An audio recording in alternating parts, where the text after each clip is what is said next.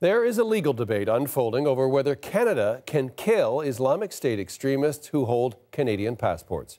Some of Canada's allies have admitted targeting their citizens before they return home. But as Evan Dyer explains, military law and the Charter may be at odds.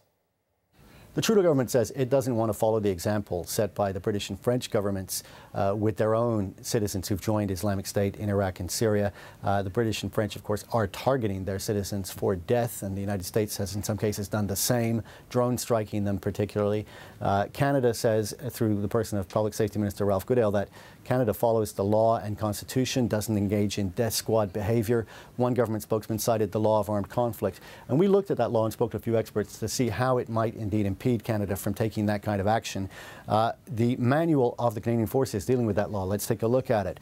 It says civilians who take a direct part in hostilities are unlawful combatants. They lose their protection as civilians and become legitimate targets. And it appeared to indeed support the idea that Canadian Forces could go after anyone who is fighting for ISIS. We spoke to a professor who taught the law of armed conflict for the Canadian Forces at the Canadian Forces College in RMC Kingston, and he confirmed that indeed anyone who is a member of ISIS under the law of armed conflict would be a legitimate target regardless of citizenship, including Canadians.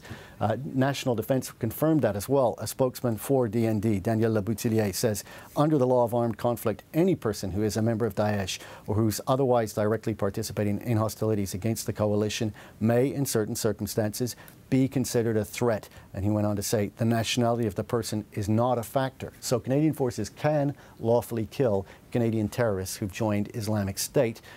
The question is, can they actually draw up a list? Could the government of Canada have a hit list similar to the one that the British government, for example, is working from? And that's a murkier question because there's also the Canadian Charter of Rights and Freedoms. And one constitutional lawyer told us that Chapter 7 might impede Canada from doing that. That's the chapter that guarantees life, liberty, and the security of the person. That if Canada were to actually draw up a list without a law or a decision of Parliament to back it up and start working on that list of Canadian citizens, that might violate the Canadian Charter.